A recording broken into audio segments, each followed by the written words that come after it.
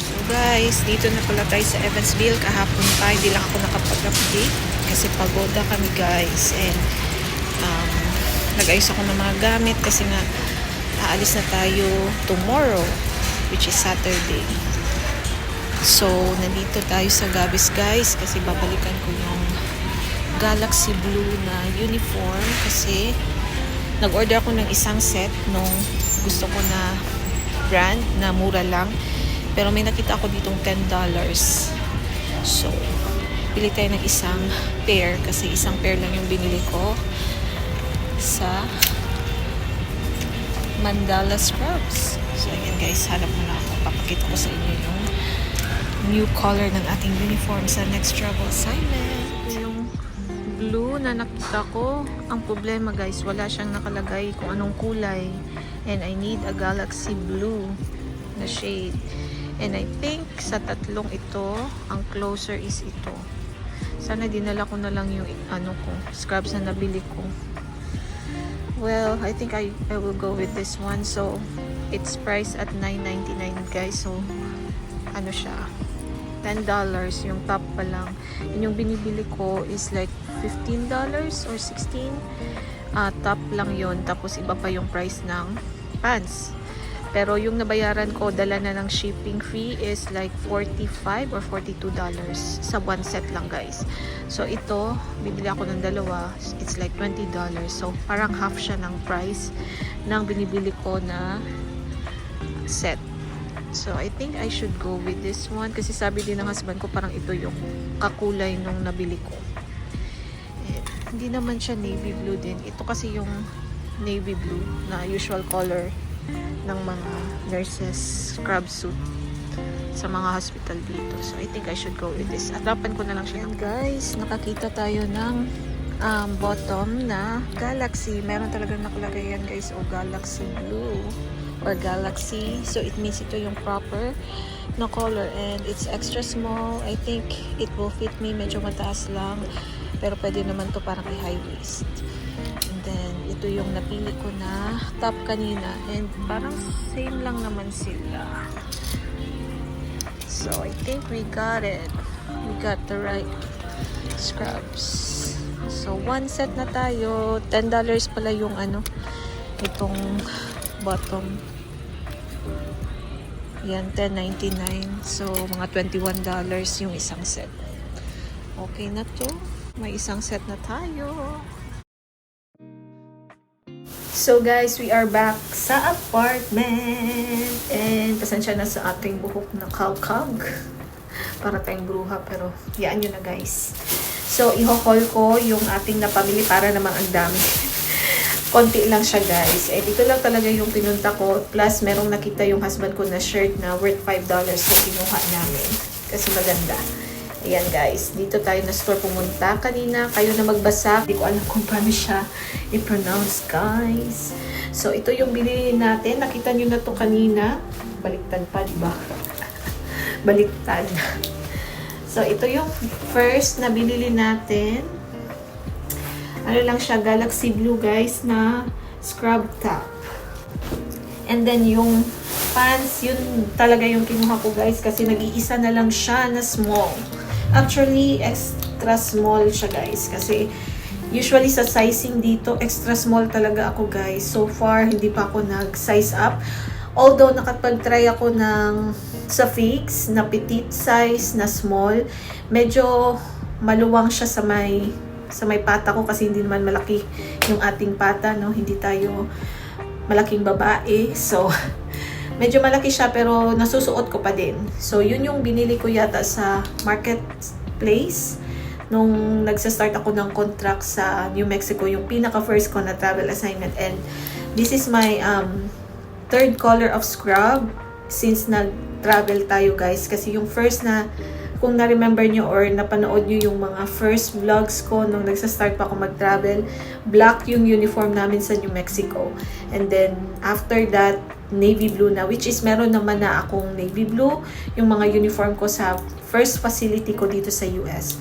So, yun yung ginamit ko sa next travel assignment. And until dito, navy blue pa din. So, usually, navy blue talaga guys, yung scrub suit na color ng mga nurses dito sa US. Pero itong hospital na to, Galaxy Blue naman yung nila, uniform. So, ayan guys, ito yung Galaxy Blue. Ito talaga may nakalagay na Galaxy. Ayan.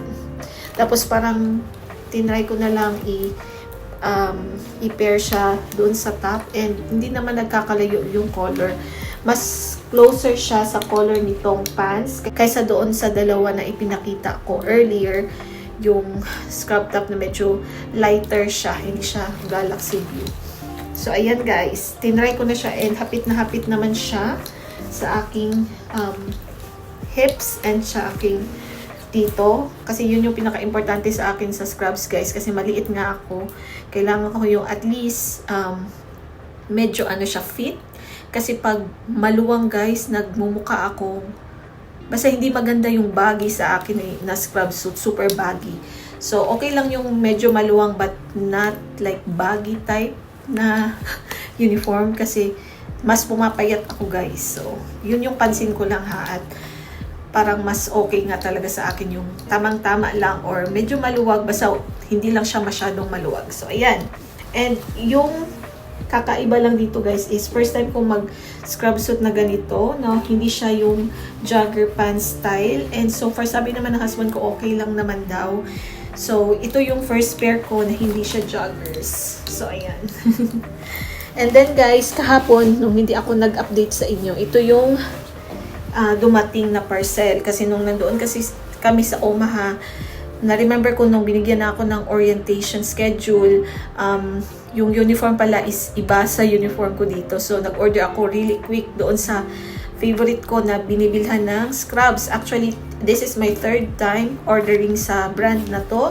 And this is the Mandala. Before, I used to wait sa Figs na mag-sale. Pero nung nakita ko to, nag-try ako ng kanilang scrub. Super nagandahan ako guys kasi basta yung fitting sa akin, especially yung top, ipapakita ko sa inyo. Actually, sa shorts ko siguro napakita ko na or nakita nyo na ako suot tong ganitong style ng top ng scrub suit.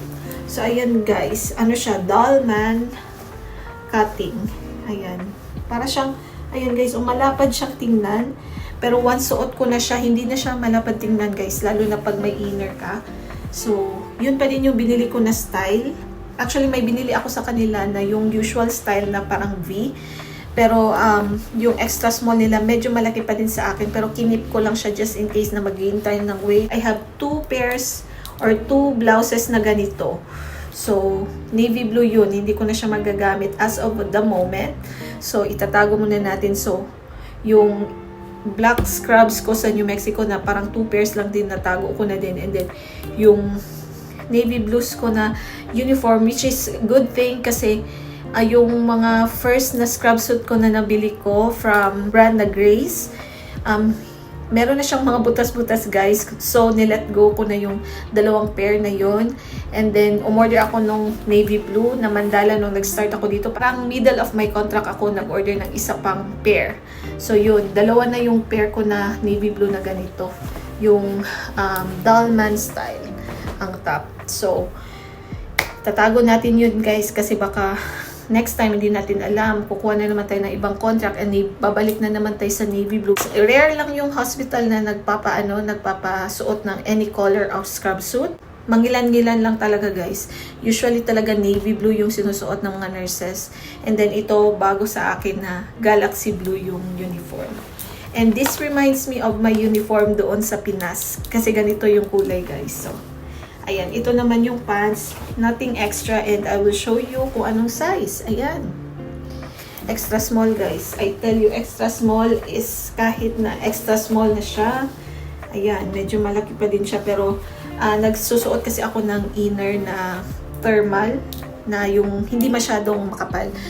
Kahit hindi winter guys, nagta-thermal pa din ako kasi malamigin talaga ako guys. And sa hospital pag night shift, usually talaga malakas yung aircon, hindi ko alam bakit. So, ayun guys, kailangan ko nun. So, at least, diba, kampante ako na hindi ako lalamigin sa shift ko. And then, the next one, ito naman yung nakita ng husband ko na super mura na Champions shirt na $5 guys. Ayan. $5.99 pala. Pero okay na siya guys kasi branded naman to. Maraming magagandang deals doon guys, and I don't know if nag-vlog ako nung first time namin pumunta doon. Namili ako ng mangilan-ngilan na idadagdag sa box. So maraming mga deals doon, maraming mga shirts, and basta marami guys, from clothes to like home goods and mga laruan, marami sila guys. Tayo ay nag-final packing na. Ito guys, yung ating pinag-laundry yesterday. Pagdating talaga namin guys, nag-load agad kami ng aming mga damit. Yan yung mga damit namin nung nag-travel kami sa Omaha, and yung mga din namin, damit na sinuot namin before kami nag-travel sa Nebraska. So ayan guys, ito yung ating luggage na i-fill in. Ito yung uniform, yung aking navy blue uniform na ilalagay din natin dyan kasi hindi ko naman siya gagamitin. Nakalimutan ko lang na dalhin yung iba sa Omaha para sana doon na lang siya kasi hindi ko naman magagamit sa next travel assignment. But anyways, yung iba kasi nito kakalaba lang kasi nga di ba nag-duty tayo ng 4 nights straight, and that is our mess as of the moment. And walang cover yung ating bed kasi ongoing yung paglalaba ng ating beddings para tomorrow meron tayong fresh beddings before tayo umalis kasi kailangan malinis talaga guys pag before ka umalis kasi parang ibabawas yan sa deposit mo kung makalat yung apartment, and mahal guys yung magpalinis dito sa Amerika. So ayan, as much as possible gusto ko talaga malinis na malinis yung apartment.